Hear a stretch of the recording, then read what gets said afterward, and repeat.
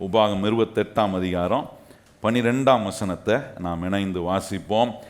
ஏற்ற காலத்தில் உன் தேசத்திலே மழை பெய்யும், நீ கையிட்டு செய்யும் வேலைகளை எல்லாம் ஆசீர்வதிக்கவும் கர்த்தர் உனக்கு தமது நல்ல பொக்கிஷ சாலையாகிய வானத்தை திறப்பார். நீ அநேக ஜாதிகளுக்கு கடன் கொடுப்பாய், நீயோ கடன் வாங்காது இருப்பாய். நல்ல கவனிங்கள், ஆண்டவர் தம்முடைய பிள்ளைகளுக்கு கொடுக்கிற ஆசீர்வாதமான வார்த்தைகள், சத்தியங்கள். இன்றைக்கு நமக்கு ஆண்டவர் கற்றுக் கொடுக்கிற ஒரு காரியம், நமக்கு நேராக கர்த்தர் தம்முடைய நல்ல பொக்கிஷ சாலையாகிய வானத்தை கர்த்தர் திறக்கிறார். திறக்கும்போது நம்முடைய வாழ்க்கையில் தெய்வீகமான ஆசீர்வாதமோ தெய்வீகமான தேவ தயவும் உண்டாகும். பக்கத்தில் பார்த்து சொல்லுங்க, உங்களுக்கு என்ன உண்டாகும்? தெய்வீக ஆசீர்வாதமோ தெய்வீகமான தேவ தயவும் என்ன பண்ணுகிறது? அதுக்கு தான் தம்முடைய நல்ல பொக்கிஷ சாலையாகிய வானத்தை திறக்கிறாராம். திறக்க திறக்க ஏற்ற நேரத்தில் என்ன பெய்யும்? மழை பெய்யும். நீ கையிடும் வேலைகள் எல்லாம் கர்த்தர் என்ன செய்வார்? ஆசீர்வதிப்பார். இந்த ஆசீர்வாதம் இருக்கணும். கர்த்தர் சொல்றார், நீ கடன் வாங்காம அநேக ஜாதிகளுக்கு என்ன செய்வாய்? கடன் கொடுப்பாய்.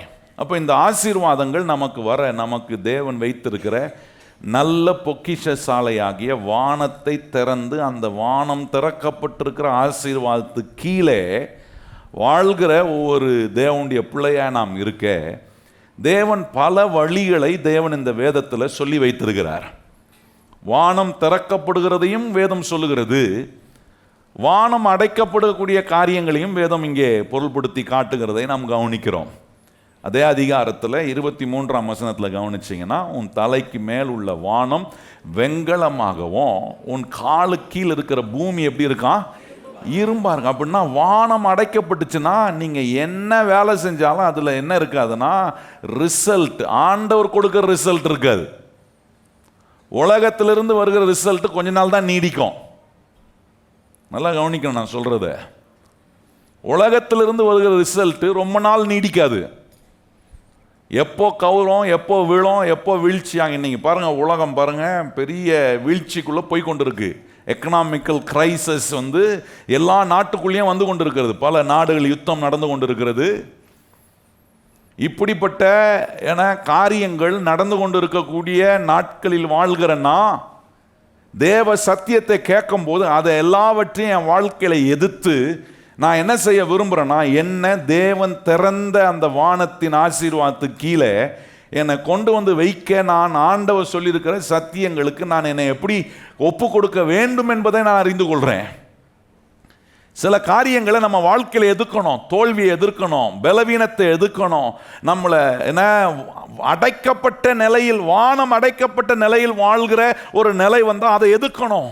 அதை மாற்றி அமைப்பதுக்கு தேவன் வச்சிருக்கிற அற்புதமான வழிமுறைகளை நம்ம வாழ்க்கையில் எடுத்து உபயோகப்படுத்த வேண்டியது ரொம்ப அவசியம். பாருங்க, ஒரு வியாதின்னு டாக்டர்கிட்ட போனால் டாக்டர், எந்த டாக்டருமே சொல்றது இல்லை. என்ன சொல்றது இல்லைன்னா, இந்த வியாதி கர்த்தர் ஏதோ உனக்கு ஒரு கடவுள் ஏதோ ஒரு காரணத்துக்காக உனக்கு கொடுத்துருக்கிறாரு, இப்படி தான் இருக்கும் அப்படின்னு ஒரு டாக்டர் சொல்றது இல்லை. பாருங்க, ஒரு பேஷண்ட் போய் டாக்டரை சந்திக்கும் போது அந்த பேஷண்ட்டுக்கு இந்த வியாதி இருக்குன்னு தெரிஞ்ச உடனே இம்மீடியட்டா அந்த டாக்டர் என்ன செய்யறாருன்னா, அந்த வியாதியை எதிர்த்து போராடுறாரு. நான் கேட்குறேன், இன்னைக்கு கர்த்தருடைய பிள்ளைகளா வசனத்தை கேட்டு, இந்த வசனம் நம்முடைய வாழ்க்கையில் ஜீவனையும் வல்லமையும் பிறப்பிக்கக்கூடிய ஒன்றை நம்முடைய வாழ்க்கையில் உண்டாக்கக்கூடிய அந்த வசனத்தை கேட்டோம். இன்னும் நான் என்னை பலவீனப்படுத்துகிற, என்னை தோல்வியாக்குகிற, என்னை தரித்திரமான நிலையில் வைக்கிற, என்னுடைய வாழ்க்கையை வானம் அடைக்கப்பட்ட நிலையில் வாழ வைக்கிற காரியங்களுக்கு நான் எதிர்த்து நிற்காம அமைதியாக இருப்பேனா, நான் சொல்லுகிறேன், ஏற்ற நேரத்தில் பெய்ய வேண்டிய மழையை பெய்ய விடாதபடிக்கு நான் அடைத்து போடுகிறேன் வானத்தை. நான் கையிடும் வேலைகள் எல்லாம் கர்த்தர் ஆசீர்வதிக்கக்கூடிய வேலையை அவர் செய்ய விரும்பியும், நான் செய்யக்கூடிய தேவனுடைய வார்த்தைக்கு எதிரான விதத்தில் செயல்படுறேன் பாருங்க, அது என்ன செய்யுதுன்னா வானத்தை அடைத்து நன்மை வரல, நன்மை வராததுனால பல காரியங்களை செய்ய என்ன பண்ணுகிறேன், போய் அவங்க கிட்ட உதவி கேட்கலாமா, இவங்க கிட்ட போய் கடனை வாங்கலாமா, இப்படி பல இடங்கள்ல போய் அடிமையாய் மாறி விடுகிறேன். ஆனா ஆண்டவர் சொல்றாரு, வானம் திறக்கப்பட்டா நீ அடிமை அல்ல, நீ ஆசீர்வாதமாக இருப்பாய். கையை சொல்லுங்க, நான் எப்படி இருப்பேன்? நான் அடிமையாக இருக்க மாட்டேன், நான் என்னவா இருக்க போகிறேன்? எத்தனை பேர் அந்த முடிவு எடுத்துருக்கீங்க இந்த வருஷம்? ஆண்டவரே, இந்த வருஷம் கர்த்தரால் நான் ஆசீர்வதிக்கப்பட்டவன் என்கிற அடையாளத்தில் வாழ விரும்புகிறேன்றவங்க எத்தனை பேர் கையை உயர்த்தி ஆமேன்னு சொல்கிறீங்க? அப்போ இந்த கேட்க போகிற சத்தியங்கள் எல்லாம் உங்கள் வாழ்க்கைக்குள்ள அப்படிப்பட்ட மெய்யான மாறுதலை உண்டாக்கும். எனக்கு நேராக கர்த்தர் தம்முடைய நல்ல பொக்கிஷ சாலையாகிய வானத்தை திறப்பார். சொல்லுங்க, வாய்த்திறந்து என்ன பண்ணுவார் கர்த்தர்? எனக்கு நேராக, என் குடும்பத்துக்கு நேராக, என் பிரயாசத்துக்கு நேராக, என் எதிர்காலத்துக்கு நேராக கர்த்தர் தம்முடைய நல்ல பொக்கிஷ சாலையாகிய, எத்தனை பேர் சொல்றீங்க வானத்தை என்ன பண்ணுவாரு? எனக்காக வாசலை கர்த்தர் திறப்பார். அடைப்பட்டிருக்கலாம், இத்தனை நாள் வரைக்கும் என் வாழ்க்கையில் பல நன்மைகள் அடைப்பட்டிருக்கலாம். ஆனால் எப்போ என்ன அந்த திறந்த வானத்துக்கு கீழே இருக்கிற ஆசீர்வாதத்துக்குள்ளே கொண்டு வருகிறனோ, இனி வாசல்கள் அடைப்படுவதில்லை. இனி கர்த்தர் வாசலை எனக்காக திறக்கிறார். நம்ம கேட்கக்கூடாது, இது எப்படி ஆகும்? சமாரியாவில் ஒரு பஞ்சம் வந்துச்சு பாருங்க. பஞ்சம் வந்த போது ராஜாவுடைய அதிகாரியா இருந்த ஒருவன் தீர்க்கதரிசியை நோக்கி ஓடி போகிறான். போய் சொல்லுகிறான், ஜனங்களுக்கு சாப்பிட வழி இல்லை, மிகப்பெரிய பஞ்சம் இருக்கிறது, என்ன செய்ய போகிறார் கர்த்தர் என்று கேட்டபோது இந்த எலிஷா சொல்றாரு, நாளை இந்நேரத்தில், நல்ல கவனிங்க, சொல்ற நாளை இந்நேரத்தில் அப்படின்னா வித்தின் 24 ஹவர்ஸில் கர்த்தர் ஒரு மாறுதலை உண்டு பண்ண அவர் வல்லவர். எத்தனை பேர் நீங்க நம்புறீங்க? இன்னைக்கு கேட்குற இந்த சத்தியம் உங்களுக்கு நாளை இந்நேரத்தில் ஒரு மாறுதலை கர்த்தரால உண்டு பண்ண முடியும். நம்புறோம்? கையை உயர்த்தி ஹல்லேலூயா சொல்லுங்க பாப்போம். செய்வார். ஆனா இவன் என்ன கேட்குறான்? எப்படி ஆகும்? அவர் சொல்றாரு, நாளை இந்நேரத்தில் என்ன, கோதுமையும் வார் கோதுமையும் மலிவான விலைக்கு, டெட் சீப்பான விலைக்கு கிடைக்கும். அப்போ இந்த ராஜாவுடைய அதிகாரி கேட்கிறான், இது எப்படி ஆகும்? கர்த்தர் வானத்தின் மதில்களை அவர் திறந்தாலும் இது ஆகுமா என்று கேட்டான். இன்னைக்கு நம்ம அந்த கேட்டகரியில் இருக்கக்கூடாது. இது எப்படி ஆகும் இந்த வருஷம், இது எப்படி ஆகும்னு கேட்டீங்கன்னா, நிறைய பேருக்கு நடக்கிறத பார்ப்பீங்க, நிறைய பேர் சாப்பிட்றத பார்ப்பீங்க, நிறைய பேர் கடன்லேருந்து வெளியே வர்றதை பார்ப்பீங்க, நிறைய பேருக்கு அற்புதம் நடக்கிறத பார்ப்பீங்க. நீங்கள் பார்க்குறவங்கள தான் இருப்பீங்க இல்லையா? அதை என்ன பண்ண முடியாது. நீங்கள் அதை தான் தீர்க்கதரிசி சொன்னா, நீ பார்ப்ப ஆனால் என்ன பண்ண மாட்டேன், சாப்பிட மாட்டேன். எத்தனை பேருக்கு இந்த ஆசீர்வாதம் வேணுமா? நீ பார்ப்ப ஆனால் சாப்பிட மாட்டேன் வேணுமா உங்களுக்கு அந்த ஆசீர்வாதம்? எத்தனை பேர் சொல்கிறீங்க, நான் பார்ப்பேன் நான் சாப்பிடுவேன்? சொல்லுங்க வாய்த்தந்து, நான் என்ன பண்ணுவேன்? பக்கத்தில் பார்த்து சொல்லுங்க, நீங்கள் நானும் பார்ப்போம், நீங்கள் நானும் சாப்பிடுவோம். வானம் திறக்கப்படும் என்கிற நம்பிக்கை நமக்குள்ள வரணும் பாருங்க. கர்த்தர் எனக்காக தம்முடைய நல்ல, ஏன் எனக்காக திறக்கிறார்னா, வாரந்தோறும் வந்து உட்கார்ந்து தேவன் காட்டுகிற சத்தியத்தினால உண்டாகிற வழிகளை நான் கேட்கிறேன். ஒண்ணுமே பண்ணாத ஒரு ஆளுக்கு ஆண்டவர் வானம் திறக்கல.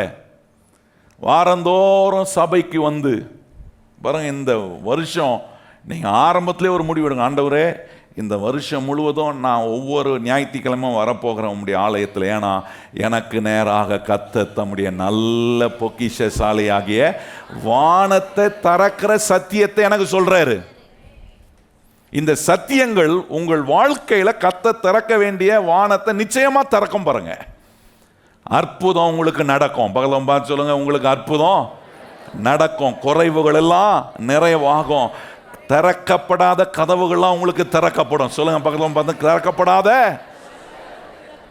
ஏன்னா இப்போ எனக்கு நேராக வானத்தின் கதவையே கர்த்தர் திறந்துட்டாரே.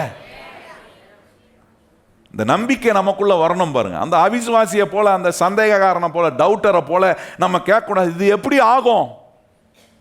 நீங்க சொல்லணும், ஆண்டவரே உம்முடைய வார்த்தையின்படியே எனக்கு ஆக கடவுள். கையை வைத்து சொல்லுங்க, ஆண்டவரே சொல்லுங்க, ஆண்டவரே வாரந்தோறும் நான் கேட்கிற உம்முடைய வார்த்தையின்படியே எனக்கு. அதான் கவனிச்சுட்டு இருக்கிறோம் பாருங்க. எப்படி ஆண்டவர் வானத்தை திறப்பதுக்கு பல திறவுகோள்களை ஆண்டவர் நம்ம கற்றுக் கொடுக்கிறார். முதல் திறவுகோள் ஆண்டவர் சொல்றாரு, இரு மனமா இராம ஒரே மனமா இருக்கணும். கையை வைத்து சொல்லுங்க, என்ன மனம் இருக்கணும்? எப்போ பார்த்தாலும் இந்த டபுள் மைண்டட். சிலருக்கெல்லாம் அப்படியே ஸ்டாம்ப் எடுத்து கொடுத்திடுவாங்க, இவரா எப்போவுமே இரண்டு மனம் உள்ள நிலை உள்ள ஆறு. ஒன்றுத்தையும் நிலையாக செய்ய மாட்டார். இப்படி ஒரு கால், அப்படி ஒரு கால். ஊரில் ஒரு பழமொழி இருக்கு பாருங்க, ஆற்றுல ஒரு கால், அப்புறம் என்ன ஆகும் தெரியாது, என்னமோ ஆகும். ஆனால் இரு மனநிலை இல்லாமல் ஒரே மனநிலை. கர்த்தருடைய வார்த்தையை கேட்கும்போது சந்தேகத்தோடு வரலாம், ஆனால் அந்த சத்தியத்தை கேட்கும்போது என் சந்தேகத்தெல்லாம் தூக்கி போட்டு கர்த்தரே தேவன் என்று அவரையே சேவிக்கிறவனா மாறிடுறேன். ரெண்டாவது, கர்த்தர் வானத்தை திறப்பதுக்கு ஆண்டவர் கொடுக்க ரெண்டாவது திறவுகோல் சொல்றாரு. தேவனுடைய ஆலயத்தில் உங்களுடைய கர்த்தருக்குரிய தசம பாகத்தெல்லாம் நீங்க கொண்டு வந்து நீங்க செய்யும் போது, அதை அந்த விதைக்கிற வேலையை நீங்க செய்யும் போது கர்த்தர் சொல்றார், இதனால என்ன சோதித்து பாருன்றாரு. ஆண்டவர் சொல்றாரு, உன் தேவனாகிய கர்த்தரை பரிசித்து பாராதிருப்பாயாகன்னு சொல்றாரு. ஆனா இந்த முழு வேதத்துல ஒரே ஒரு இடத்துல தான் தம்முடைய பிள்ளைகளுக்கு தேவன் சொல்றாரு, முடிஞ்சா என்ன சோதிச்சு பாரு. அதில் எதில் சொல்கிறாரு? கர்த்தருக்குரிய பங்கை கொண்டு வந்து கர்த்தருடைய ஆலயத்தில் இந்த சபையில் போதிக்கப்படுறீங்கன்னா, இங்கே கர்த்தர் உங்களோட கர்த்தருடைய வார்த்தையை பேசுகிறாருன்னா, இந்த ஆலயம்தான் கர்த்தர் உங்களுக்கு கொடுத்துருக்கிற பண்டைய சாலயம். This is your warehouse. இங்கே கர்த்தர் உங்களை ஆசீர்வதிக்கும் போதிக்கிற இடத்துல கொண்டு வந்து கர்த்தருக்குரிய காணிக்கையும் தசம பாகத்தையும் விதைக்கும் போது கர்த்தர் சொல்கிறாரு, நீ செஞ்சு பாரு, நான் உனக்கு நேராக வானத்தின் மதில்களை திறந்து இடம் கொள்ளாமல் போகும் மட்டும் ஆசீர்வாதத்தை என் மேலே வர்ஷிப்பார். எத்தனை பேர் நம்புகிறோம்? கையை உயர்த்தி சொல்லுங்க. கர்த்தர் தம்முடைய வானத்தை திறந்து ஆசீர்வாதத்தை என் மேலே வர்ஷிப்பார். ஏன் வர்ஷிக்கிறார்னா, கர்த்தருடைய பங்கை கர்த்தருக்கு என்று கொண்டு வந்து கொடுக்குறேன். காண்பித்தம் பார்த்தீங்களா? வேலையை மனுஷனுக்கு முதல்ல கொடுத்தது யார் தான்? ஆண்டவர் தான் மனுஷனுக்கு முதல்ல வேலையை கொடுத்துட்டு, முதல் வேலையை கொடுத்த ஆண்டவர் முதல்ல அவனுக்கு சம்பளத்தை கொடுத்தவரும் கர்த்தர் தான். இதெல்லாம் கற்றுக் கொடுத்து வேலையை கொடுத்துட்டு அவனுக்கு சம்பளத்தை கொடுத்துட்டு இப்ப சொல்றாரு, அந்த வேலையில அந்த சம்பாத்தியத்தில் கர்த்தருக்கான ஒரு பங்கு இருக்கு, அந்த பங்கை நீ கை வைக்காத. அது கர்த்தருக்குரிய பங்கு, அது கர்த்தருக்குரிய பரிசுத்தமான ஒன்று. அதை கொண்டு வந்து கர்த்தருடைய ஆலயத்தில் விதைக்கும் போது கர்த்தர் நம்மளை இடம் கொள்ளாமல் போக மட்டும் ஆசீர்வதிக்கிறார். கையை சொல்லுங்க, கர்த்தர் என்ன செய்கிறார்? என்ன இடம் கொள்ளாமல் போக மட்டும் என்ன ஏன் இதை செய்கிறேன்? எனக்கு வானம் திறக்கணும். நீங்கள் நினைக்கக்கூடாது ஏதோ கர்த்தர் வந்து இந்த தசம பாகத்தையும் காணி கொடுக்கும், ஏதோ பாஸ்டருக்கு கொடுக்குறேன், இந்த சர்ச்சைக்கு ஏதோ அதுக்கு உதவிக்கு, இது கிடையாது. உங்களுக்கு வானம் திறக்கப்பட செய்ய வேண்டிய ஒரு முறைமையை, ஒரு மெத்தடை கர்த்தர் வச்சிருக்கிறாரு. இந்த சத்தியத்தை கேட்கும் போது இந்த தெளிவு வந்துச்சுன்னா வானம் திறக்கப்படும். இந்த தெளிவு வரலனா வானம் அடைக்கப்பட்டதாக தான் இருக்கும். இன்னைக்கு மூணாவது காரியத்தை நான் உங்களோட பகிர்ந்து கொள்ள விரும்புகிறேன். மத்தேயு சுவிசேஷம் 13ஆம் அதிகாரம். இது ரொம்ப முக்கியம் பாருங்க. இந்த ரெண்டு திறவுகோல் எவ்வளோ முக்கியமோ அதே போல் இன்னைக்கு நான் உங்களுக்கு காண்பிக்கிற மூன்றாவது திறவுகோல், வானத்தை திறக்க வைக்கக்கூடிய திறவுகோள்களை உங்களுக்கு கற்றுக் கொடுக்குறேன். இந்த சத்தியங்களை நீங்கள் போய் மறுபடியும் தியானித்து வாழ்க்கையின் அனுபவமாய் நீங்கள் மாற்றுவீங்கன்னா, நான் சொல்லுகிறேன், மெய்யாகவே கர்த்தர் உங்களை ஆசீர்வதிக்கிற, அவர் திறந்த வானத்தின் ஆசீர்வாதத்துக்கு கீழே வாழ்கிற ஒரு வாழ்க்கையின் அனுபவம் உங்களுக்கு உண்டாகும். வாசிப்போமா? மத்தேயு 13ஆம் அதிகாரம் 23ஆம் வசனத்தை எல்லாரும் நம்ம இணைந்து வாசிக்க போகிறோம். எடுத்துட்டீங்களா? மத்தேயு 13ஆம் அதிகாரம் 23ஆம் வசனம் எல்லாரும் இணைந்து வாசிப்போம். நல்ல நிலத்தில் விதைக்கப்பட்டவனோ வசனத்தை கேட்கிறவனோ உணர்கிறவனுமாயிருந்து 100ஆகவும் 60ஆகவும் 30ஆகவும் பலன் தருவான் என்றார். மறுபடியும் வாசிப்போமே, எல்லாரும் வாசிக்கணும். அங்க சொல்லியிருக்க பாருங்க, நல்ல நிலத்தில் விதைக்கப்பட்டவன் எவனோ வசனத்தை கேட்டும் உணர்கிறவனுமாய் இருந்து 100ஆகவும் 60ஆகவும் 30ஆகவும் பலன் தருவான் என்றார். அப்ப கவனிச்சு பாருங்க, ஆண்டவர் சொல்றாரு,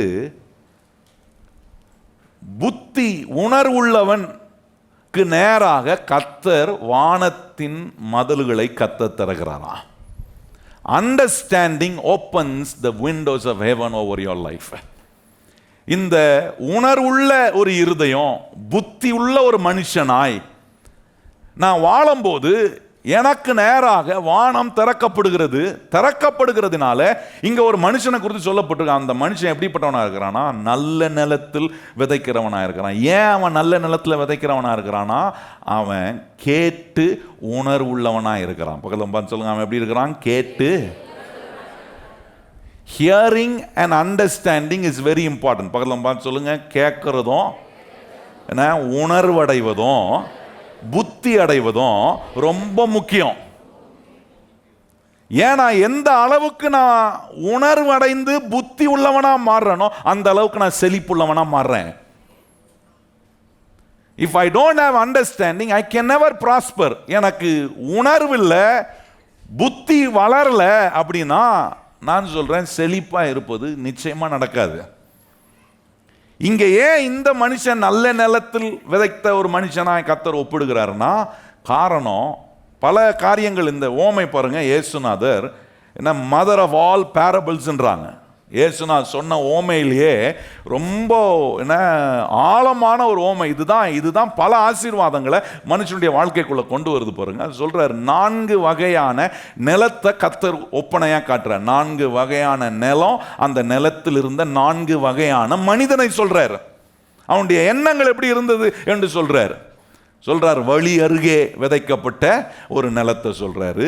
அதுக்கப்புறம் முள்ளுள்ள நிலத்தை சொல்றாரு, கற்பாறை உள்ள நிலத்தை சொல்றாரு. இதெல்லாம் சொல்லிட்ட பிறகுதான் நல்ல நிலத்தில் விதைத்த ஒரு மனுஷனை குறித்து சொல்றாரு. அந்த நல்ல நிலத்தில் விதைச்ச ஒரு மனுஷனை குறித்து சொல்லும் போது ஆண்டவர் சொல்றாரு, வசனத்தை கேட்டவன் மாத்திரம் இல்ல, அவன் கேட்ட வசனம் வேற எதுவும் வந்து பிசாசு திருடிட்டு போகாதபடி வழி அருகே உள்ள ஒரு நிலமா இல்லாம, கற்பாறையில் விழுந்த ஒரு வசனமாய் அவனுடைய வாழ்க்கையில் விதையா இல்லாம, முள்ளும் குறுக்கும் முளைக்க இடம் கொடுத்த ஒரு மனுஷனா இல்லாம, அப்படின்னா என்ன சொல்றாரு? உலக கவலை ஐஸ்வர்யத்தின் மயக்கத்தினால தன்னை விட்டு கொடுக்கிறவனாய், தன்னை தேவ ஆசீர்வாதத்தை இழந்து போகிறவனாய் நடந்து கொள்ளாம, எல்லா சூழ்நிலையிலும் தன்னை காத்து அவன் நடந்தான். ஏன் இந்த 4வது நிலத்தை குறித்து சொல்லும் போது ஆண்டவர் சொல்றாருன்னா, அவன் கேட்கிறவன் மாத்திரம் இல்ல, அவன் உணர்வு உள்ளவனாக இருந்தான். பக்கத்தில் பார்த்து சொல்லுங்க, அவன் கேட்கிறவன் மாத்திரம் இல்ல. அந்த வார்த்தை அப்படியே இருக்கு பார்த்தீங்களா? இங்க சொல்றாரு, கேட்கிறவனும் உணர்கிறவனுமா இருந்து. நல்லா சொல்லுங்க, கேட்கிறவனும் உணர்வுள்ளவனுமா இருக்கிற ஒரு மனுஷன் என்னவா ஆகிறானா? 100 மடங்கு பலன் கொடுக்கறானா, 60 பலன் கொடுக்கறானா, 30 பலன். நான் சொல்றேன் 100 மடங்கு பலன் கொடுப்பான். பக்கத்தில் பார்த்து நீங்களும் நானும் கேட்கிறோம், வாரம் வாரம் உணர்வடைகிறோம். ஆகவே நம்ம 100 மடங்கு என்ன செய்வோம்? பலன் கொடுக்கணும். அதான் சொல்றாரு. ஏன்னா ரிசல்ட்டை சொல்லும் போது சொல்றாரு, அந்த மனுஷனுக்கு ரிசல்ட் இருக்கும். ஏன்னா அவன் கேட்டு உணர்வுள்ள ஒரு மனிதனாய் மாறுகிறான். அப்போ ரொம்ப முக்கியம் பாருங்க, கேட்கறது, கேட்டு உணர்வடைகிறதுன்றது நம்முடைய வாழ்க்கையில் எதை கேட்குறோமோ அது என்ன காட்டுதுன்னா, எந்த அளவுக்கு நாம் நம்முடைய அண்டர்ஸ்டாண்டிங்கை நம்ம வளர்க்குறோம் என்பது அதன் அடிப்படையில் இருக்கிறது. அப்போ நம்ம கவனிக்கணும், என்ன கேட்குறோன்றது ரொம்ப முக்கியம். எல்லாத்தையும் கேட்டுட்டு இருக்கக்கூடாது. நம்மளை உணர்வுள்ளவர்களாய் மாற்றுகிற தேவனுடைய சத்தியத்தை கரெக்டாக கேட்கணும் பாருங்க. ஒரு இடத்துல நீங்கள் கவனிச்சிங்கன்னா, மத்தேயு சுவிசேஷத்தில் 15ஆம் அதிகாரத்தில் ஆண்டவர் அங்கே சொல்கிற, அதுக்கு முன்னாடி நீங்கள் கவனிச்சிங்கன்னா மார்க் சுவிசேஷம் 4ஆம் அதிகாரம் வருவோம். இந்த கேட்குறதும் புரிந்து கொள்வதும் ரொம்ப பவர்ஃபுல். நல்லா கவனிங்க, கேட்குறதும் உணர்வடைகிறதும் ரொம்ப வலிமையான ஒன்று. பக்கத்தில் பார்த்து சொல்லுங்க, கேட்கறத கரெக்டாக புரிந்து கொள்றதும் கரெக்டாக உணர்வுள்ளவர்களாக இருப்பதும் ரொம்ப வலிமையான ஒன்று. இப்போ பாருங்க, இதை இன்னும் வலிமையான விதத்தில் இயேசு நான் சொல்றதுக்கு முதல்ல மார்க் சுவிசேஷம் 4ஆம் அதிகாரம் போவோம். மார்க் சுவிசேஷம் 4ஆம் அதிகாரம் 23ஆம் வசனத்திலிருந்து இயேசு நான் சொல்ற ஒரு வார்த்தையை காண்பித்து இது எவ்வளோ முக்கியமான ஒன்று என்பதை நம்ம விளங்கி கொள்ள ஆண்டவர் உதவி செய்வார். வாசிப்போமா எல்லாரும்? 23ஆம் வசனம் பாருங்க. கேட்கிறதுக்கு ஒருவன் காது உள்ளவனாய் இருந்தால் கேட்க கடவன் என்றார். இது கொஞ்சம் காமெடியாக இருக்கிற மாதிரி தான் இருக்கு. நமக்கு என்ன தெரியும்? காது இருந்தால் தான் நான் தான் கேட்க போறேனே. காது உள்ளவன் கேட்க கடவன்றார். என்ன சொல்றாரு? கேட்கிறதுக்கு ஒருவனுக்கு காது உள்ளவனாய் இருந்தால் கேட்க கடவன் என்றார்.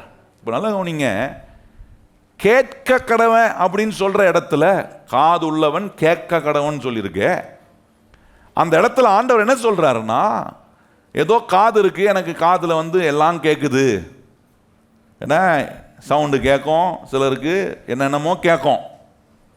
ஆண்டவர் சொல்றாரு அப்படிதான், அதை பொருள்படுத்தி சொல்ல. காது உனக்கு கேட்கணும் ஆண்டவருக்கு நல்லாவே தெரியும். பக்கத்தில் பார்த்தோம், நமக்கெல்லாம் காது கேட்கணும்.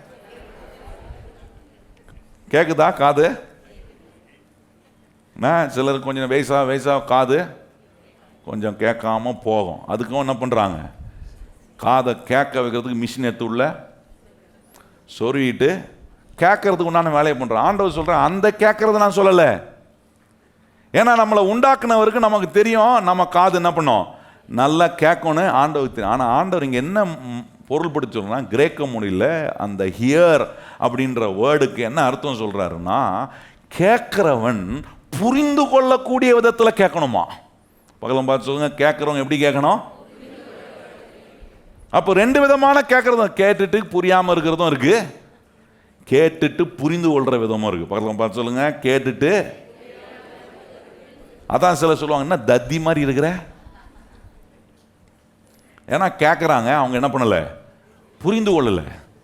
ஆனால் கேட்கறத புரிந்து கொள்றவன் அவன் தத்தியாக இருக்க மாட்டான், அவன் கர்த்தர் விரும்புகிறதை செய்கிறவனாய் மாறுவான். கையை உயர்த்தி ஆமென் சொல்லுங்க. கேட்கறத புரிந்து கொள்றவன் கர்த்தர் சொல்றத செய்கிறவனா மாறுறான். அதுதான் இங்க சொல்றாரு. ஆண்டவர் சொல்லும்போது சொல்றாரு, சும்மா கேட்கறவனா இருந்துடாத. உன் காது கேட்குது, எனக்கு நல்லா கேட்குதுன்னு அப்படி இருந்துடாத. சர்ச்சுக்கு வரும்போது காது கேட்குது, ஆனா ஆண்டவர் சொல்றாரு, நீ கேட்கிற வசனம் உனக்கு புரிந்து கொள்ளக்கூடிய விதத்தில் இருக்கா? அந்த வசனத்தை புரிந்து கொள்ளக்கூடிய விதத்தில் நீ உன்னை அந்த அளவுக்கு ஃபோக்கஸ்டா, கொஞ்சம் அதுக்கு கொஞ்சம் எக்ஸ்ட்ரா எஃபர்ட் எடுக்கணும் பாருங்க. ஆண்டவர் சத்தியத்தை சொல்லிக் கொடுக்கும்போது, ஆண்டவரே இன்னைக்கு நான் ஆண்டவரே சொல்லிக் கொடுக்குற சத்தியத்தை நல்லா விளங்கி கொள்ளணும் ஆண்டவரே, புரிந்து கொள்ள ஆற்றல் தாங்க.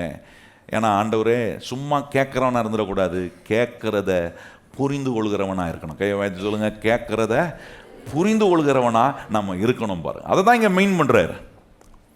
அதை மீன் பண்ணிட்டு ஆண்டவர் அடுத்த வசனம் சொல்றாரு பாருங்க. சொல்றாரு 24ஆம் வசனம், பின்னும் அவர் அவர்களை நோக்கி, நீங்கள் கேட்கிறதை நல்லா கவனிங்க. என்ன சொல்றாரு பாருங்க, எல்லாத்தையும் கேட்டு என்ன பண்ணாத, குழப்பிக்காத.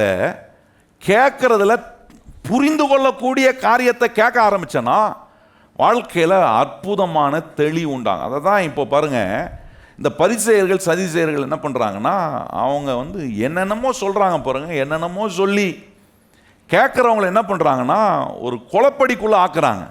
அப்போ ஆண்டவர் சொல்கிறார், எல்லாத்தையும் கேட்டு குழம்பிடாத. கேட்குற சில விஷயங்கள் தேவன் நம்மளை அறிந்து கொள்ள உணர்வடையக்கூடிய ஒரு அனுபவத்தை கொண்டு வரும். அந்த உணர்வடைகிற அந்த அனுபவம் தான் எனக்கு நேராக கர்த்தர் தம்முடைய நல்ல பொக்கிஷசாலையாகிய வானத்தை திறக்கிறார்னு எனக்கு கான்ஃபிடென்ட்டாக தெரியும். இப்போ பாருங்கள், மத்தேயு சுவிசேஷம் 15ஆம் அதிகாரம், மத்தேயு சுவிசேஷம் 15ஆம் அதிகாரத்தில் 10ஆம் வசனத்தில் கவனிச்சிங்கன்னா, இங்கே ஆண்டவர் இயேசு சொல்கிறார் பாருங்க, பின்னும் அவர் ஜனங்களை வரவழைத்து அவர்களை நோக்கி, நீங்கள் கேட்டு, நல்லா அந்த வார்த்தை நான் சொன்ன வார்த்தை அப்படியே இருக்கு பாருங்க, கேட்டு உணருங்கள். சொல்லுங்க பக்கத்தில் பார்த்து, கேட்டு உணரணும். சொல்லுங்க பக்கத்தில் பார்த்து என்ன சொல்லுங்க, கேட்டு. இப்போ உங்களுக்கு நீங்களே சொல்லுங்க, கேட்டு நான் என்ன ஆகணும், உணரணும். அப்படி சொல்லிட்டு சொல்றாரு, இந்த உணர்வு இல்லாம கேட்கறத புரிந்து கொள்ளக்கூடிய உணர்வு உனக்கு இல்லாம நீ கேட்பனா, கேட்கறது உன்னை பிரயோஜனமற்ற ஒரு நிலைக்கு கொண்டு போயிடும் அப்படின்றாரு. இந்த பரிசேயர்கள் வேதபாரகர்கள்லாம் பல காரியங்களை சொல்றாங்க பாருங்க. ஆனா சொல்றபடி அவர்களுக்கு எந்த உணர்வும் புரிந்து கொள்ளுது புத்தி இல்லாதவர்களாக இருந்தார்கள். அதுதான் 14ஆம் வசனம் பாருங்க. இயேசுநாதர் அவங்கள பார்த்து கேட்கிறாரு, அவர்களை விட்டு விடுங்கள், அவர்கள் குருடருக்கு வழி காட்டுகிற குருடராய் இருக்கிறார்கள். குருடனுக்கு குருடன் வழி காட்டினால் இருவரும் குழியிலே.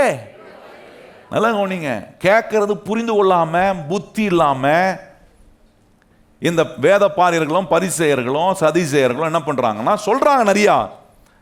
ஆனா அவர்களுக்கு என்ன இல்லைன்னா அந்த உணர்வில்லை, கேட்டு உணர்கிற அந்த உணர்வு இல்லாததுனால ஆண்டவர் கேட்கிறாரு, ஒரு குருடன் இன்னொரு குருடனுக்கு வழி காட்டினா 2 பேரும் சேர்ந்து குழியில் விழ மாட்டானா?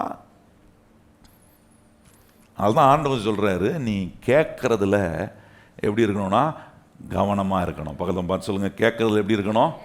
அதான் மத்தேயு 24 சொல்கிறார் பாருங்க. மார்க் 4:24 சொல்கிறாரு, நீங்கள் கேட்கிறதை கவனிங்கள். கேட்கிறத கவனிக்கணும். இது ரொம்ப முக்கியமான ஒரு அனுபவம் பாருங்க. இந்த கேட்குற அனுபவம் நமக்கு என்ன உண்டாக்குதுன்னா புரிந்து கொள்ளுதல உண்டாக்குது. எந்த அளவுக்கு நான் கேட்குறேனோ அந்த அளவுக்கு நான் என்னுடைய அண்டர்ஸ்டாண்டிங்கை நான் டெவலப் பண்ணுறேன்.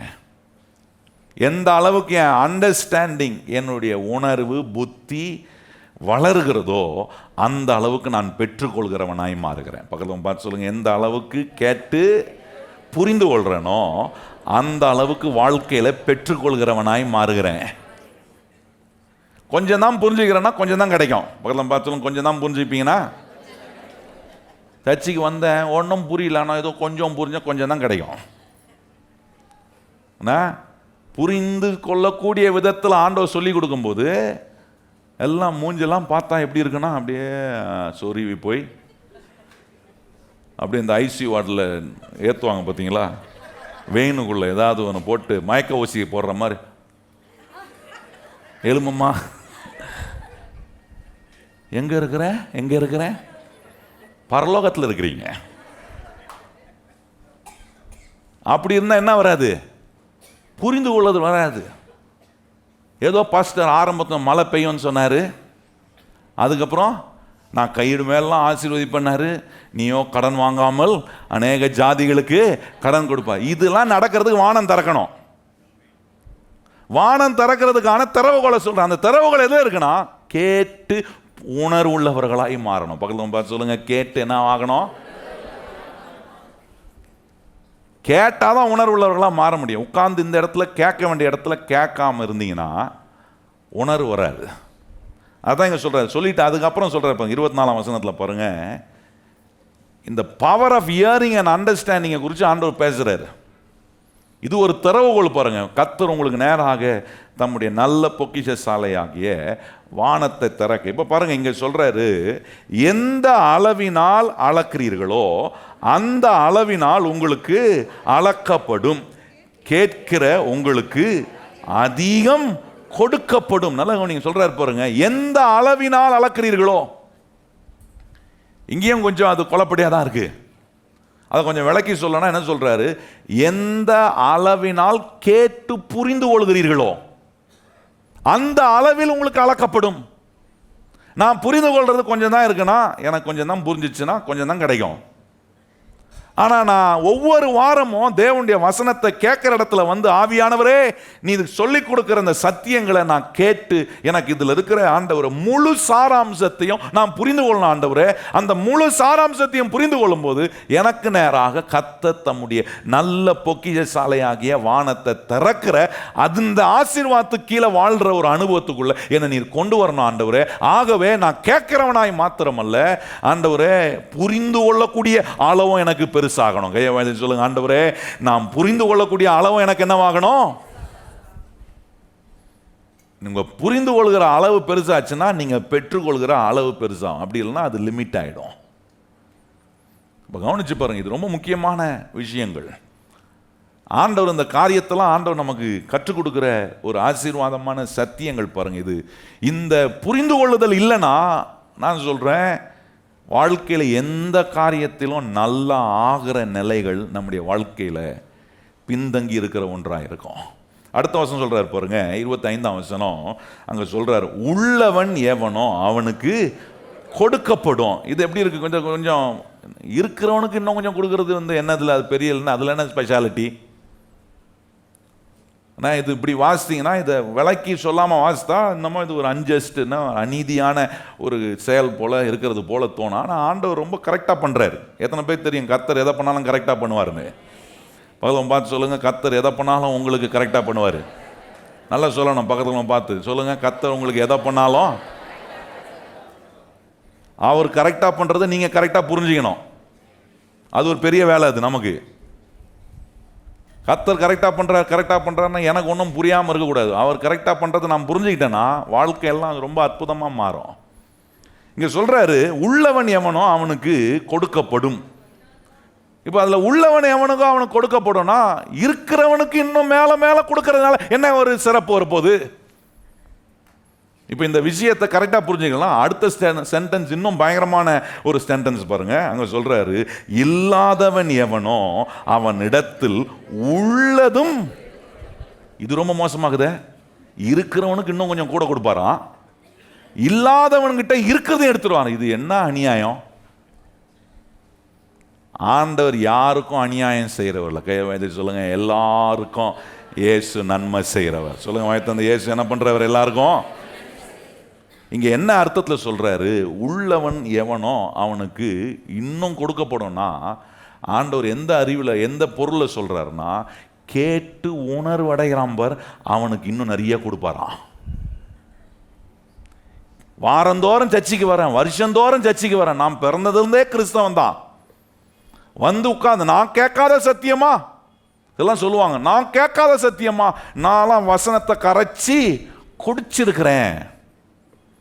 நீங்க என்னதான் வசனத்தை கரைச்சி குடிச்சிருந்தாலும் கேட்டு உணர்வடைகிற நிலையில் வளரலனா அங்க சொல்லி இருக்கிறதும் போயிடுமா? இது ரொம்ப பயங்கரமான காரியம் பாருங்க. Risk of losing what you have is a very danger. ஆண்டவரே, என்கிட்ட இருக்கிறத நான் இழக்கக்கூடாது, இருக்கிறதோட நீ இன்னும் அதிகமாக கொடுக்கக்கூடிய விதத்தில் ஆண்டவரே நான் கேட்டு உணர்வுள்ளவனா மாறும்போது, கர்த்தர் சொல்றாரு, புரிந்து கொள்றதுல கொஞ்சம் லேக் ஆயிட்டனா, கர்த்தர் சொல்றாரு என்ன ரிஸ்க் இருக்குன்னா இருக்கிறதும் போயிடுமா. இப்படி சொன்னா தானே கொஞ்சம் நமக்கு விழிப்பு வரும். இருக்கிறது போயிடுமா? இருக்கிறதோட கொடுப்பாருன்னு வந்துக்கிறேன் நான், இல்லாததுக்கும் கொடுப்பாருன்னு பார்க்குறேன், இல்லாததை கூட கொடுப்பார். எப்போனா கேட்டு உணர்வுள்ளவனா மாறும்போது வெறுமையாக இருக்கிற வாழ்க்கையை நிறைவாக மாற்ற அவரால் முடியும். வானம் திறக்கப்படும், எனக்கு நேராக தேவ தயவும் தேவ ஆசீர்வாதமும் கட்டளையிடப்படும். பாருங்க, ஒரு சர்வே எடுத்தாங்களாம். அந்த சர்வேல சொல்றாங்க, ஏறக்குறைய 4-5 டெக்கேட் ஒரு மனுஷன் செல்வத்தை சேர்த்து வைக்கிறான் பாருங்க.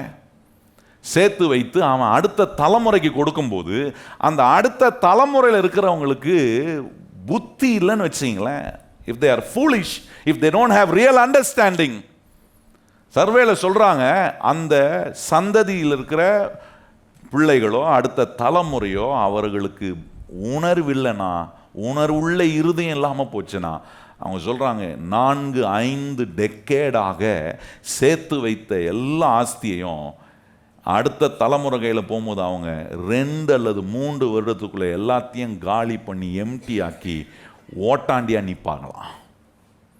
இது உலகத்தில் எடுத்த சர்வே. நல்லா கவனிங்கள்.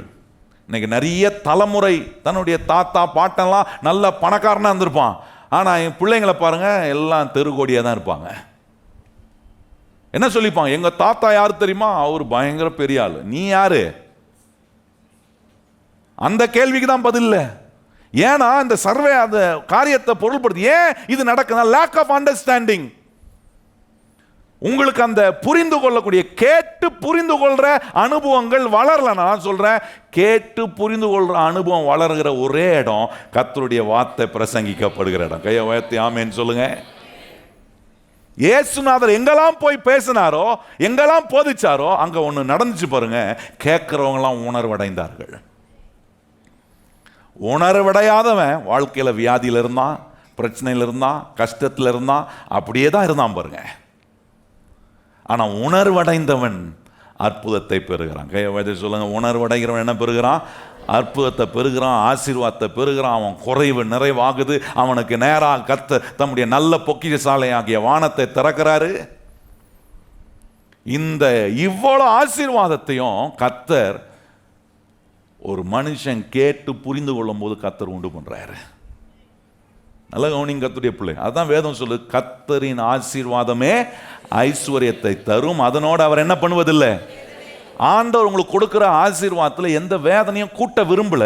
ஆனா நான் கேட்டு உணர்வில்லாதவனா இருக்கிற வரைக்கும் எந்த ஆசீர்வாதம் வந்தாலும் அது எனக்கு நிலைத்து இருப்பதில்லை, அதுக்குள்ள ஏதோ ஒன்று பூந்துருது. அப்ப கவனிச்சு பாருங்க, வாழ்க்கை நல்லா ஆகணும்னா, குடும்ப வாழ்க்கை நல்லா இருக்கணும்னா, உங்களுடைய கையின் பிரயாசம் நல்லா இருக்கணும்னா, கேட்டு உணர்வுள்ளவர்களாய் நாம் மாறணும். கையை வைத்து சொல்லுங்க, ஆண்டவரே எனக்கு அந்த உணர்வுள்ள இருதயத்தை தாரும். கையை வைத்து எத்தனை பேர் கேட்குறீங்க, ஆண்டவரே இந்த சத்தியம் என்ன உணர்வுள்ள இருதயத்தில் வளர்கிற அனுபவத்தை கர்த்தர் நமக்கு உண்டாக்கணும். அப்படி உண்டாகும் போது எதை பற்றி நீங்கள் கவலைப்பட வேண்டியதில்லை. எத்தனை பேர் உங்களுக்கு எதிராக இருந்தாலும் உங்களை உணர்வுள்ளவர்களாய் மாற்றின கர்த்தர் வெற்றி அடைய செய்ய வானத்தை திறக்கிறாராம். அவர் திறக்கிற அந்த வாசலுக்குள்ள நம்ம நடத்தும் போது எத்தனை பேர் நம்மளை காட்டில் ஜாம்பவானுங்க இருந்தாலும் நம்ம முன்னாடி அவர்களால் எதையும் செய்து ஜெயிக்க முடியாது. ஏன்னா எனக்கு ஞானத்தை கொடுக்கிறவர், எனக்கு உணர்வுள்ள இருதயத்தை கொடுக்கிற கர்த்தர் என்னோட கூட இருந்து என்கிட்ட இருக்கிறதுல இன்னும் அதிகமாக கொடுத்துக்கிட்டே இருக்கிறாரா. இது எனக்கு என்ன அனுபவம் உண்டாக்குதுன்னா, என்கிட்ட கொஞ்சம் இன்னைக்கு இருக்கா, இந்த கொஞ்சம் இன்னும் கொஞ்சம் அதிகமாகும். ஆனா கேட்டு உணர்வுள்ள இருதயமா என்னுடைய இருதயம் இல்லைன்னா இருக்கிறது கொஞ்சம் கொஞ்சமா போயிடும். உள்ளவனுக்கு இருக்கிறதையும் என்ன பண்றாரா, எடுத்துக்கொள்ளப்படுன்னு சொல்லியிருக்கு. அப்போ கவனிச்சு பாருங்க, இன்னைக்கு ரொம்ப முக்கியமானது, ஆண்டவரே நான் வாரந்தோறும் சத்தியத்தை கேட்கும்போது இந்த இடத்தை விட்டு போகும்போது எப்படி போகிறேன்னா உணர்வுள்ள இருதயம் உள்ளவனாய் போகிறேன். கையை வச்சு சொல்ல, எப்படி போகிறேன், உணர்வுள்ள இருதயமாய். ஆண்டவரை உணர்வுள்ள ஒரு மனிதனாக போகிறேன். அதனால் உலகத்துக்குள்ளே போய் வேலை செய்யும்போது எனக்கு தெரியும், எனக்கு நேராக கர்த்தர் தம்முடைய நல்ல பொக்கிஷ சாலையாகிய வானத்தை திறந்திருக்கிறார். நன்மைகள் ஆசீர்வாதங்கள் என்மேல் ஆண்டவர் நிச்சயமாய் கட்டளையிடுவார். இப்போ பாருங்க, இந்த உணர்வுள்ள இருதயம் ஒன்றை உங்களுக்கு பண்ணோம் என்ன செய்யணும்னா, கர்த்தர் எனக்கு மிக பெரியவராக இருக்கிறார் என்று காட்டும். கையை வைத்து சொல்லுங்க, நீங்க ஆண்டவரை நீங்க இந்த சத்தியத்தின் மூலமா கேட்டு உணர்வுள்ளவர்களா நீங்க மாறும்போது you will know God is always great. என் தேவைகள் எப்படி சந்திக்கப்பட போகிறது, கர்த்தர் தம்முடைய மகிமையின் ஐஸ்வர்யத்தில் என் குறைவெல்லாம் நிறைவாக்குவார். கையை உயர்த்தி சொல்லுங்க, கர்த்தர் தம்முடைய மகிமை உள்ள ஐஸ்வர்யத்தில் கிறிஸ்துவுக்குள்ள என் குறைவுகள் எல்லாம் என்ன செய்வார் அவரு. இந்த கேட்டு உணர்கிற அந்த அனுபவம் வளரலனா நிறைய பேர் ஆண்டவர் எப்படி நினச்சிப்பாங்க தெரியுமா. சில பிள்ளைங்களாம் ரொம்ப திறமைசாலி பிள்ளைங்க, அப்பா கிட்ட அம்மா கிட்ட போகும்போது அவங்களுக்கு ஒரு 1000 ரூபாய் தேவை இருந்துச்சுன்னா அவன் மனசில் கணக்கு பண்ணுவான். இந்த அப்பா கிட்ட 1000 ரூபாய் சொன்னால் 1000 ரூபாய் கொடுக்க மாட்டார், இவர்கிட்ட ஒரு 2000 ரூபாய் கேட்போம். அப்போ தான் கடைசியாக எங்கேருந்து வந்து நிற்பார், ஒரு 500 ரூபாய்க்காவது வந்து நிற்பார்னு அவனுக்கு தெரிஞ்சுதான் என்ன பண்ணுறான். பார்த்தீங்கன்னா நீங்களாம் சிரிக்கிறத பார்த்தா வந்திருக்கிறீங்க, இல்லை நீங்கள் பண்ணியிருப்பீங்கன்னு நினைக்கிறேன். ஏன்னா அவன் மனசில் என்ன நினைக்கிறான், தாப்பனை குறித்து அப்படிப்பட்ட ஒரு சின்ன ஒரு எதிர்பார்ப்பு தான் வச்சுருக்கிறான் பாருங்க.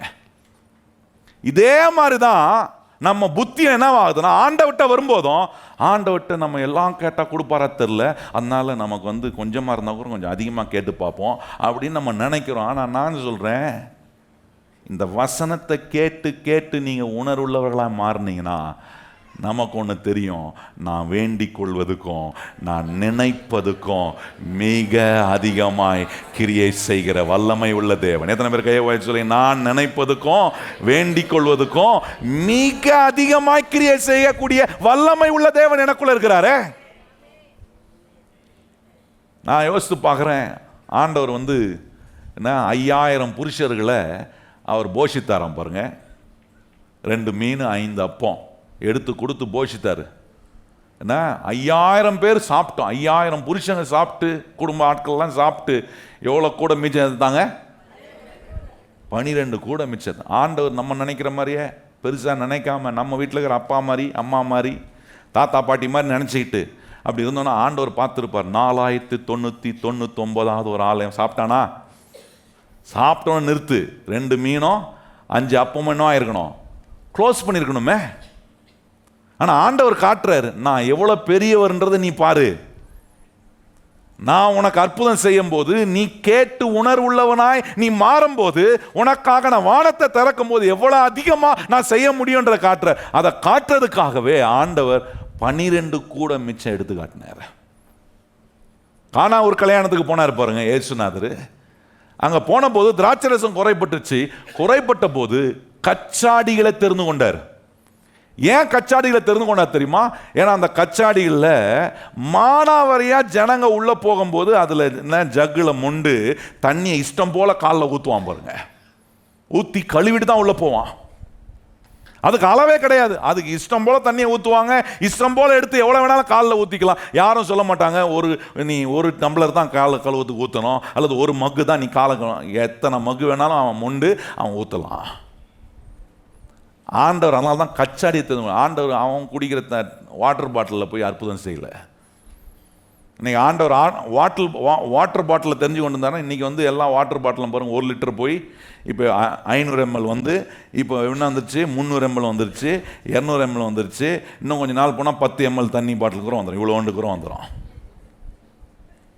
ஏன்னா ஆண்டவர் தெரியும் இந்த பாட்டில் அற்புதம் செஞ்சால் என்ன இல்லை, அதில் நிறைவு கிடையாது.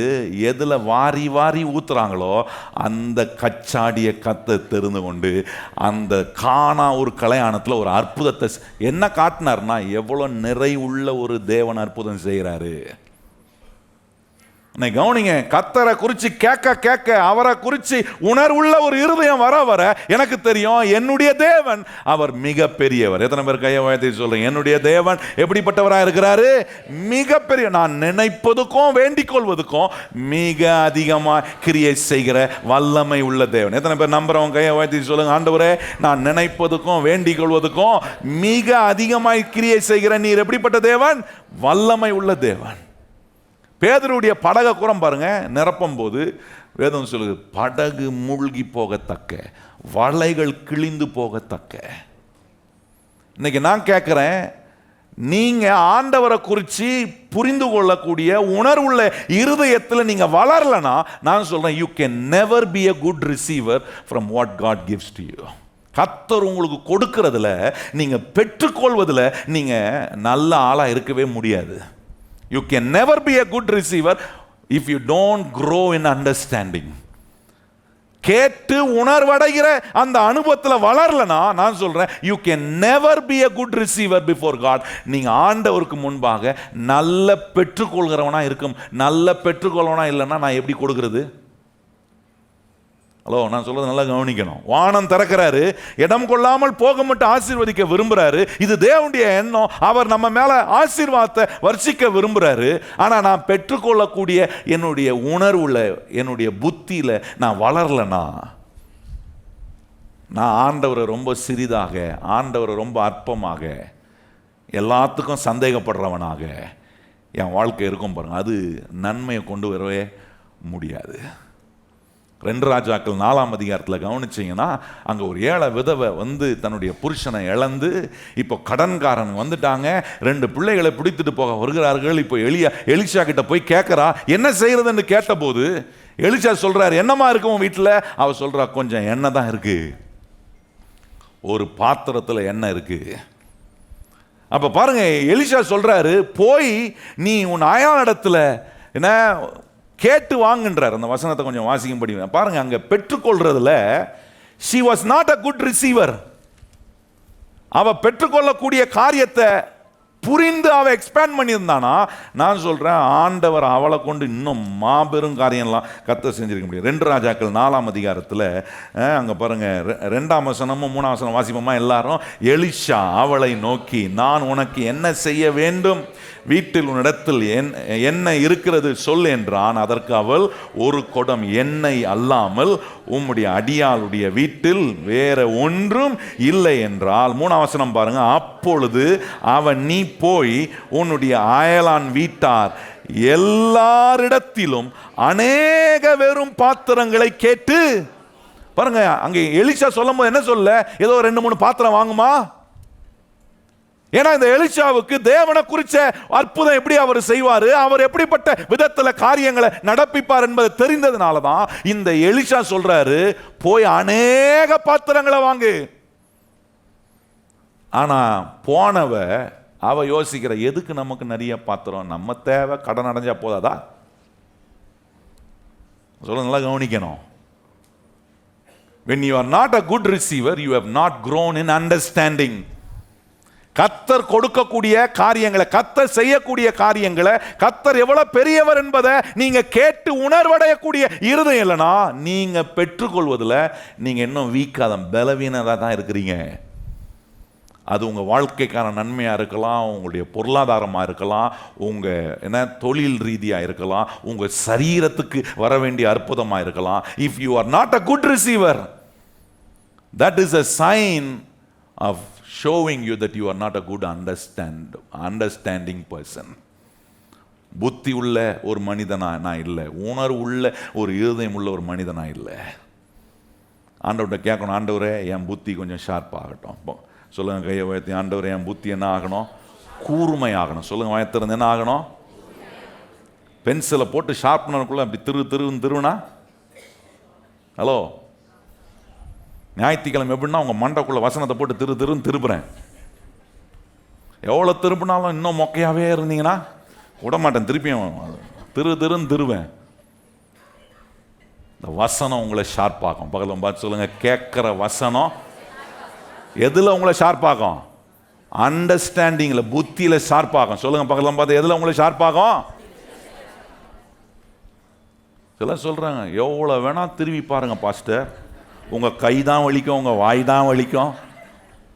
விட மாட்டேன், எனக்கு எவ்வளோ வலிச்சாலும் வசனத்தை வாரந்தோறும் பேசுவேன். ஏன்னா எனக்கு தெரியும், ஒரு நேரத்தில் கர்த்தர் எல்லா மதில்களையும் நொறுக்குவார்.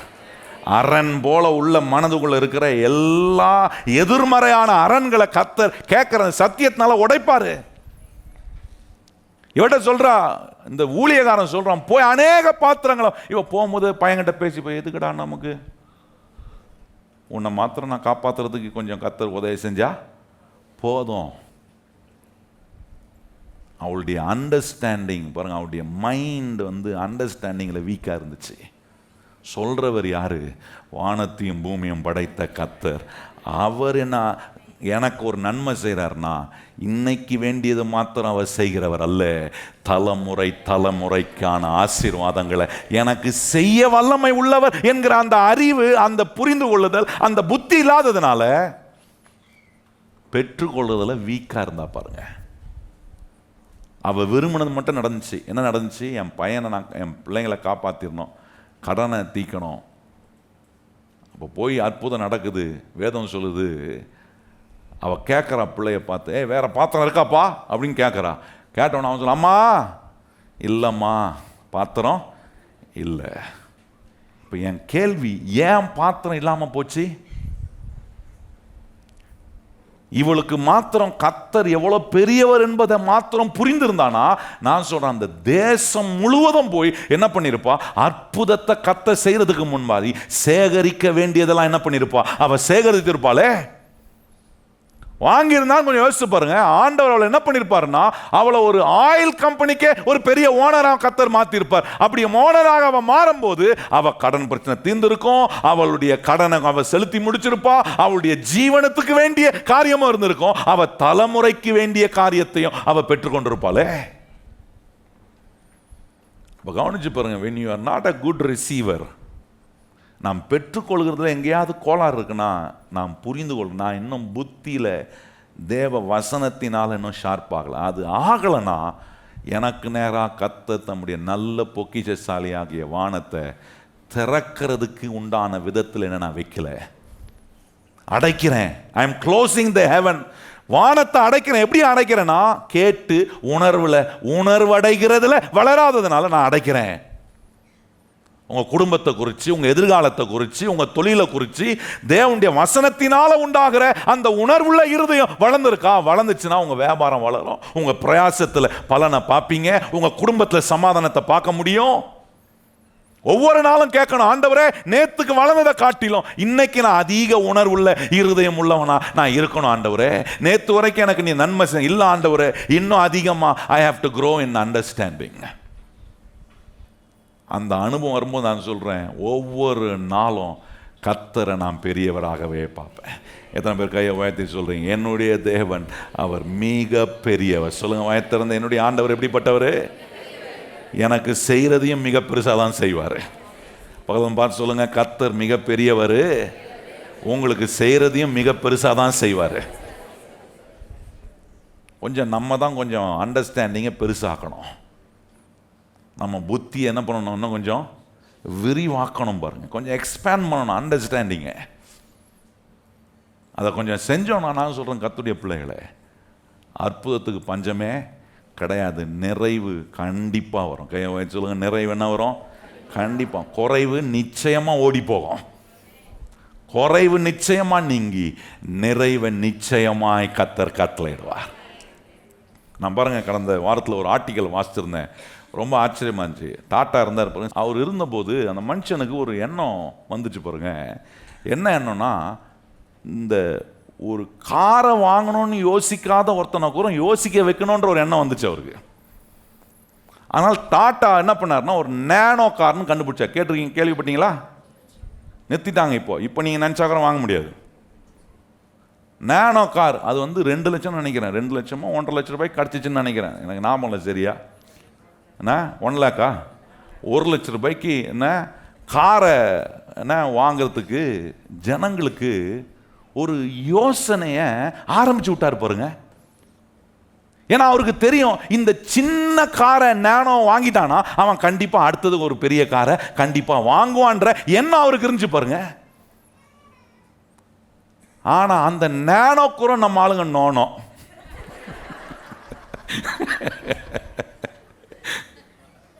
எப்படி இது பாருங்க நம்ம புத்தி. நான் சொல்றது புரியுதா உங்களுக்கு?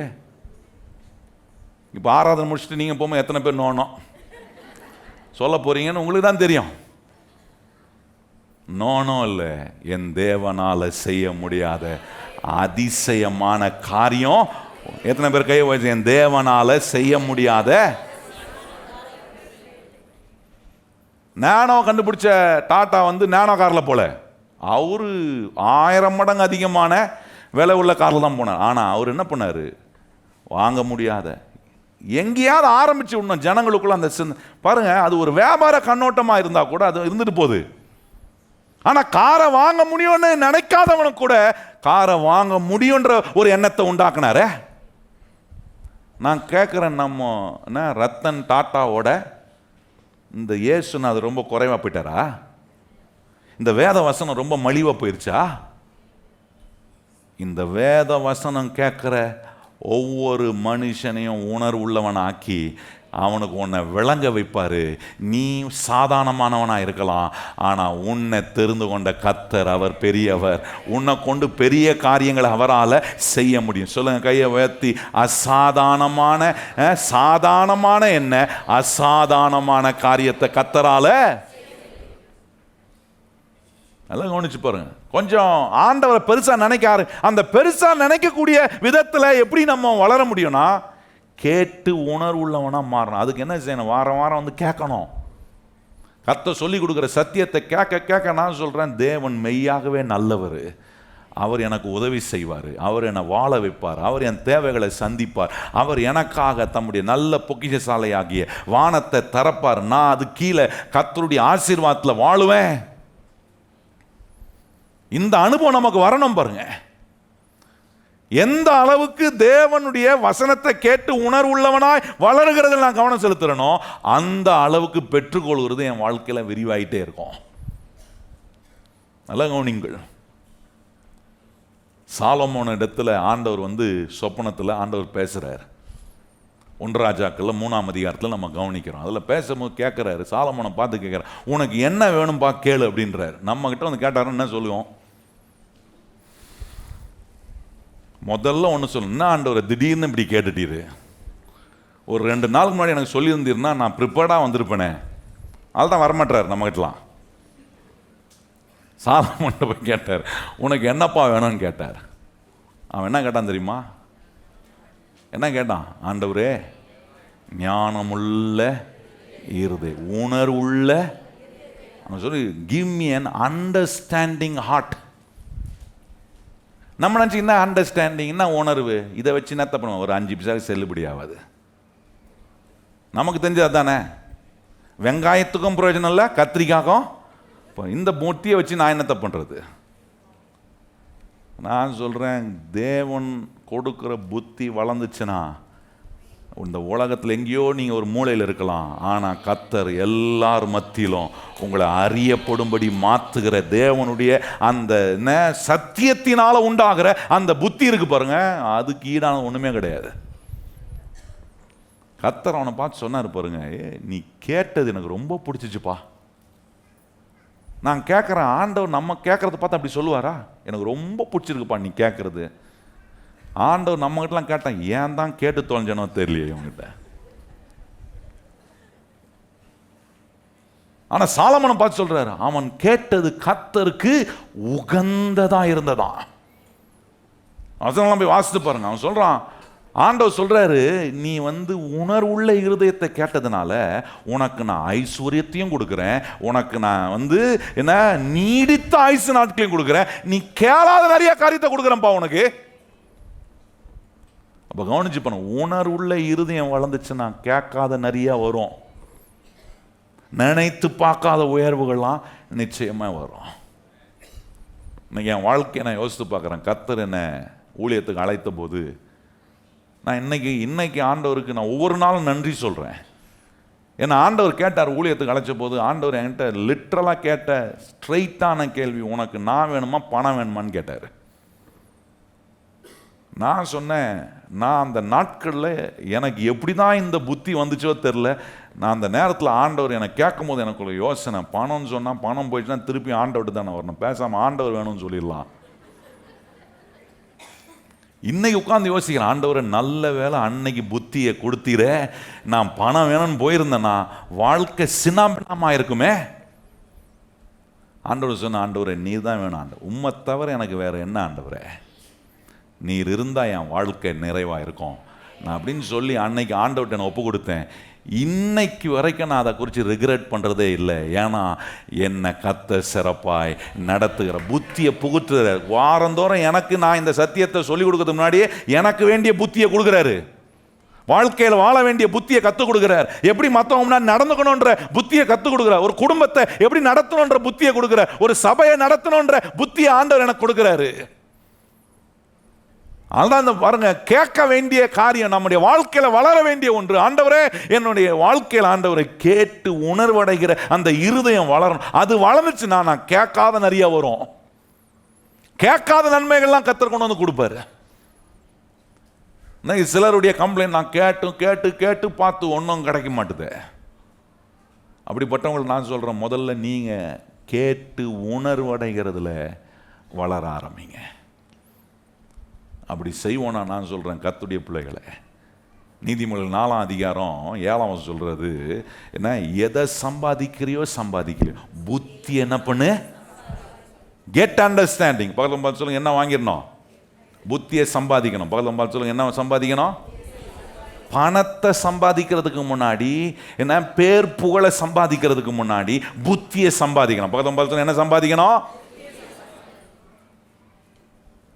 அந்த புத்தியை குறித்து வேதம் சொல்லுது. நீதிமொழிகளில் நீங்கள் 3ஆம் அதிகாரத்தில் வாசித்தீங்கன்னா, அந்த ஞானம், அந்த புத்தி எப்படி இருக்குன்னா, ஒரு ஸ்திரீயை போல இருக்கான். Wisdom is referred to a woman. என்ன, ஒரு ஸ்திரீ வேணும்னு போய் என்ன கல்யாணம் பண்ணுறான் ஒருத்தன். கல்யாணம் பண்ணுற பிறகு கல்யாணம் பண்ணுறது வேணும்னு சொன்னதை வேணான்றான். சுற்றி கடைசியில் எங்கேயா வந்துடுறீங்களா பாஸ்டர்? இதில் வானம் திறக்கப்படுறதுக்கு விவாக உறவை குறித்தும் கர்த்தர் சொல்லி, அதை குறித்து பேசுவோம். உங்களுக்கு ஒவ்வொரு குறிப்பாக உங்களுக்கு சொல்லி கொடுக்குறேன். இன்னைக்கு புத்தி வந்துருச்சுன்னா நான் சொல்கிறேன், எல்லாத்தையும் பத்திரமா வேணும்னு சொல்லி ஆசைப்பட்டு இஷ்டப்பட்டு சரி லவ் பண்ணி கல்யாணம் பண்ணுற, லவ் பண்ணி அப்படியே மானே தேனே எல்லாம் லவ், அப்படிலாம் லவ் பண்ணும்போது நல்லாயிருக்கும். சேர்ந்து ஒரே வீட்டுக்குள்ள இது ஏன் போய் லவ் பண்ண அப்படின்னு வரும்போது புத்தி வேணும். வாழ்க்கையை நல்லா ஆக்குறதுக்கு, நீங்கள் நினச்ச மாதிரி வாழ்க்கையில் நாக்குறோம், சேர்ந்து வாழ்கிற வாழ்க்கையை நல்லா ஆக்குறதுக்கு கேட்டு உணர்வுள்ளவர்களா நீங்கள் இருப்பீங்கன்னா வாழ்க்கையை, உங்கள் உறவை நீங்கள் நல்லா ஆக்க முடியும். ஞானத்தை வேணான்னு சொல்லாத. சாலமோன் சொல்றாரு, என்ன அவர் எழுதும்போது நீதிமொழியில் எழுதுறாரு, do not neglect the understanding. ஞானம் வேணான்னு சொல்லாத, வேணும்னு சொல்லி அதை எடுத்துக்கொள். ரொம்ப முக்கியம் பாருங்க. சத்தமிட்டு கூப்பிடு, ஞானத்தை சத்தமிட்டு கூப்பிடு, அந்த ஞானம் உனக்கு சேரட்டும் அப்படின்றாரு. இன்னைக்கு இதெல்லாம் ரொம்ப முக்கியம் பாருங்க. இந்த வசனத்தை கேட்க கேட்க கர்த்தர் நம்மளை உணர்வுள்ளவர்களாய் மாற்றுகிறார். பக்கத்தில் பார்த்து சொல்லுங்க, இந்த வசனத்தை கேட்க கேட்க நம்மளை உணர்வுள்ளவர்களாக ஆண்டவர் மாற்றுறார். ஒரு சில காரியங்களை சொல்லி நான் முடிக்க விரும்புகிறேன் பாருங்க. எப்படி நான் உணர்வுள்ளவனாய் மாற முடியும்? அதுக்கு நீதிமொழிகள் 28ஆம் அதிகாரம், இதை தான் இந்த குறிப்புகளை உங்களுக்கு சுருக்கமாக சொல்லி நான் முடிக்கிறேன் பாருங்க. நீதிமொழிகள் 28ஆம் அதிகாரம் அதை சொல்கிறாரு, எப்படி இந்த புத்தி நமக்கு வருது. 5ஆம் வசனம் வாசிப்போமா? 28ஆம் அதிகாரம் 5ஆம் வசனம் வாசிப்போம். கர்த்தரை தேடுகிறவர்களுக்கோ சகலத்தையும் அறிவார். பின்புறத்தை வாசிங்க. கர்த்தரை தேடுகிறவர்களுக்கோ சகலத்தையும் அறிவார். நல்லா கவனிங்க. அப்போ கர்த்தரை தேடுகிறதுனால நமக்கு புத்தி உண்டாகுது. பக்கத்துல பார்த்து சொல்லுங்க, என்ன உண்டாகுது? கர்த்தரை தேடுகிறதுனால, இப்படி தேடி வருகிறதுனால, கர்த்தரை தேடி ஆலயத்துக்குள்ள வருகிறதுனால. எத்தனை பேர் கையை வாய்த்தி சொல்ல முடியும், என்ன கர்த்தர் புத்திமானாய் கர்த்தர் மாற்றுகிறார்? கையை வாய்த்தி சொல்லுங்க, என்னவா மாத்துறாரு?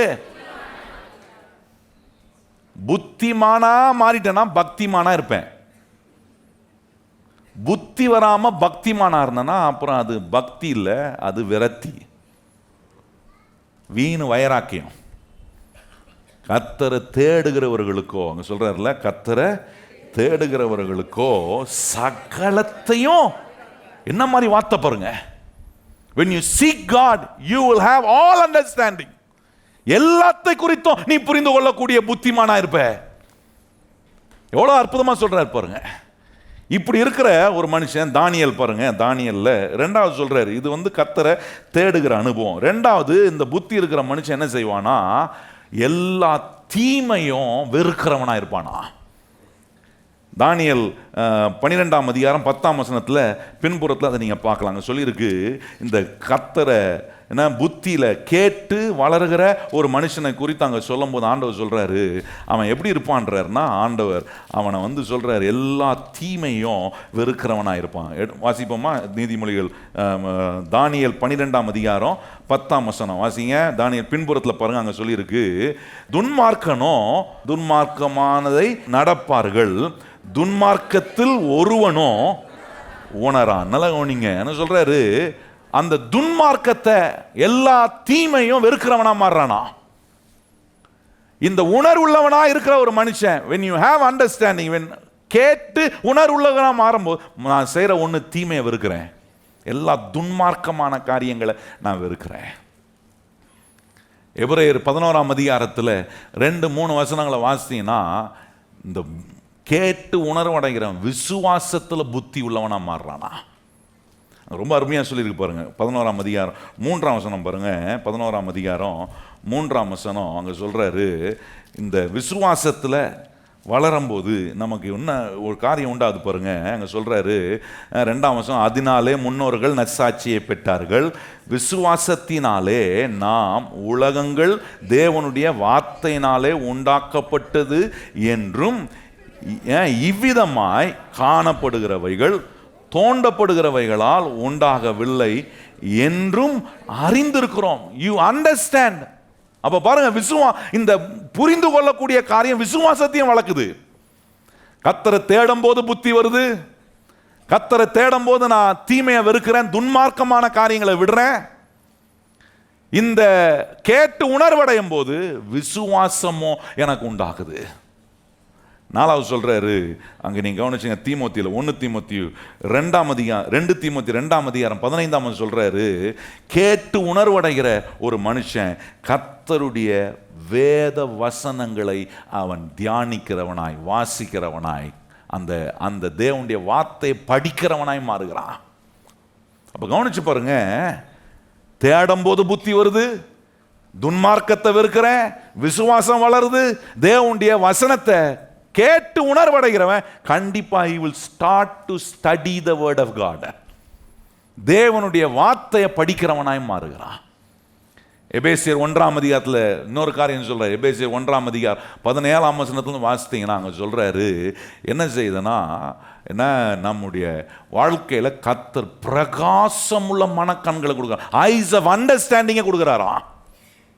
பிரகாசமுள்ள மனக்கண்கள். நான் என் ஜெபம் கேட்கப்படும். நான் ஜெபிக்கும் போது அர்த்தமோடு நான் ஜெபிக்கிறேன். ஏன்னா இப்போ நான் கேட்டு உணர்வடைந்து நான் ஜெபிக்கிற ஜெபம் தேவனுக்கு பிரியமான ஜெபமா மாறுது. எனக்கு ஆண்டவர் பிரகாசமுள்ள மனக்கண்களை கர்த்தர் கட்டளையிடுகிறாரா. இவ்வளோ விஷயம் இருக்கு பாருங்க. அப்போ கவனிச்சு பாருங்க, கர்த்தருடைய பிள்ளைகளை, தேவனுடைய சமூகத்தில் தேவனை தேடி வருவது வீணல்ல. என்னை கர்த்தர் பாக்கியவானாய் கர்த்தர் மாற்றுகிறார். இப்படி நான் கர்த்தரை தேடி அவரை கேட்டு உணர்வுள்ள இருதயமாக மாற எல்லா துன்மார்க்கமான எல்லா தீமை ஈவலையும் நான் வெறுக்கிறேன். ஆண்டவர் சொல்றாரு, விசுவாசம் வளருது, அறிந்து கொள்றேன், அண்டர்ஸ்டாண்டிங் வருது. எப்படி விசுவாசம் வருதுன்ற ஒரு அண்டர்ஸ்டாண்டிங் எனக்கு வருது. இன்னொரு அனுபவத்தை உண்டா, தேவனுடைய வார்த்தையை படிக்க I start to study the word of God. கேட்டு உணர்வடைகிறோம், கண்டிப்பாக வேதத்தை வாசிப்பான். அதான் வேதம் சொல்றாரு. நம்ம யோசுவா 1:8 வாசித்தோம் பார்த்தீங்களா, இந்த நியாயப்பிரமாண புஸ்தகம் உன் வாயை விட்டு பிரியாதிருப்பதாக, இதில் எழுதியிருக்கிறபடியெல்லாம் செய்ய நீ கவனமாயிரு, இரவும் பகலும் இதை தியானிக்கிறவனாயிரு, அப்பொழுது நீ உன் வழியை வாய்க்க பண்ணுவாய், நீ என்னவாயிருப்பாய். அண்டர்ஸ்டாண்டிங் வந்துடும்ன்றாரு. புத்தி உள்ள ஒரு மனுஷனா இருப்ப. அதுக்கப்புறம் சொல்றார், கண்டிப்பா உனக்கு பிரகாசம் உள்ள மனக்கண்களை கர்த்தர், உங்கள் ஜெபம் கேட்கப்படும். என் ஜெபத்தை கர்த்தர் ஒருபோதும் புறக்கணிக்க மாட்டார். எனக்கு தெரியும், நான் நினைப்பதுக்கும் வேண்டிக் கொள்வதுக்கும் மிக அதிகமாய் கிரியை செய்கிற வல்லமையான ஒரு அவரை குறித்து எப்படி நினைக்கிறேன் ரொம்ப முக்கியம். அவரை குறித்து நான் என் வாழ்க்கையில் எண்ணும் போது எப்படி பெருசாக நினைக்கிறேன்னா, இன்றைக்கு ஆண்டவர் நம்ம கற்றுக் கொடுக்குற 3வது திறவுகோல் கர்த்தர் சொல்கிறார், உனக்கு நேராக கர்த்தர் தம்முடைய நல்ல பொக்கிஷசாலையாகிய வானத்தை திறக்க. கர்த்தர் சொல்கிறார், கேட்டு உணர்வுள்ள இருதயமாய். நம்முடைய இருதயம் மாறும்போது அற்புதங்கள் நடக்கும், ஆசீர்வாதம் வரும், கர்த்தர் எல்லா நன்மையும் நமக்கு கொடுப்பார். எழுமி நிற்போம், நம்ம ஜெபம் பண்ணலாம். எல்லாரும் கரம் உயர்த்தி வாய்களை திறந்து கர்த்தரை ஸ்தோத்திரம் பண்ணுங்க. ஆண்டவரே, இவ்வளோ நேரம் என்னை கேட்க பண்ணின கர்த்தருடைய வசனம் என்னை புத்திமானாய் மாற்றியிருக்கிறது. எத்தனை பேர் சொல்ல முடியும்? ஆண்டவரே, இவ்வளோ நேரம் நீர் என்னை கேட்க பண்ணின உம்முடைய சத்திய வசனங்கள். நல்ல வாய்களை திறந்து சொல்லுங்கள் கர்த்தருடைய பிள்ளைகள் எல்லாம். ஆண்டவரே, இந்த இடத்தை விட்டு போகும்போது என்னை புத்திமானாய் நீர் அனுப்புகிறீர். சொல்லுங்கள், ஆண்டவரே, என் காரியத்தை ஆண்டவரே உம்முடைய அறிவினால, உம்முடைய ஞானத்தினால, ஆண்டவரே உம்முடைய ஆண்டவரே உணர்வுள்ள இருதயத்தினால எல்லாவற்றையும் நான் செய்வேன். கையை வாய்ந்து சொல்லுங்கள், எல்லாவற்றையும் இந்த உணர்வுள்ள இருதயத்தோடு நான் செய்ய ஆண்டவரே இன்னைக்கு நீ எனக்கு கற்றுக் கொடுத்திருக்கிறீரே. இந்த உணர்வில்லாம இருக்கிற ஆண்டவரே வாழ்க்கை தான், உணர்வுள்ள இருதயம் இல்லாத ஒரு வாழ்க்கை தான் ஆண்டவரே இருக்கிறதே இழந்து போகக்கூடிய நிலைக்கு என்னை தள்ளி விடுகிறது. ஆண்டவரே, இன்னைக்கு உம்முடைய பிள்ளைகள் என்ன நிலைகளில் அவர்கள் வந்திருக்கிறார்களோ அந்த நிலையிலிருந்து உம்முடைய பிள்ளைகளை மேலான நிலைக்கு கர்த்தர் நீர் கொண்டு வருவதற்கு ஆண்டவரே இவ்வளவு நேரம் கேட்ட உம்முடைய வார்த்தை அவர்களை உணர்வுள்ள இருதயம் உள்ளவர்களாய் மாற்றியிருக்கிறதுக்காக ஸ்தோத்திரம். இப்படி உணர்வுள்ள இருதயம் உள்ளவர்களாய் நாங்கள் இருக்கும்போது சாலோமோனுக்கு நேராக ஆண்டவரே உம்முடைய நல்ல பொக்கிஷ சாலையாகிய வானத்தை திறந்தீங்களப்பா, எனக்கு நேராக சொல்லுங்க வாயை திறந்து. ஆண்டவரே, இன்னைக்கு கேட்டு என்ன உணர்வுள்ள இருதயம் உள்ளவனாய் மாற்றினதினாலே நான் நம்புகிறேன், எனக்கு நேராகவும் கர்த்தர் தம்முடைய நல்ல பொக்கிஷ சாலையாகிய வானத்தை கர்த்தர் திறந்திருக்கிறார் என்று நான் நம்புகிறேன். ஆண்டவரே, இந்த நம்பிக்கையில் நாங்கள் தொடர்ந்து ஆண்டவரே நிலைத்திருக்க, வளர, உம்மை மகிமைப்படுத்த எங்களுக்கு உதவி செய்யும். இயேசுவின் நாமத்தில் ஜெபிக்கிறோம் எங்கள் நல்ல பிதாவே, ஆமென். இப்பொழுது நம்முடைய கர்த்தராகிய இயேசு கிறிஸ்துவினுடைய கிருபையும் பிதாவாகிய தேவனுடைய அன்பும் பரிசுத்த ஆவியானவருடைய அந்யோன்ய ஐக்கியமும் இன்றும் என்றும் சதா காலங்களும் நம் அனைவரும் நிலைத்திருப்பதாக, ஆமென். எல்லாரும் இணைந்து சொல்லுவோம், என் ஆத்துமாவே கர்த்தரை ஸ்தோத்திரி, என் முழு உள்ளமே பரிசுத்த நாமத்தை ஸ்தோத்திரி, என் ஆத்துமாவே கர்த்தரை ஸ்தோத்திரி, கர்த்தர் செய்த சகல உபகாரங்களையும் மறவாதே. ஆமென்.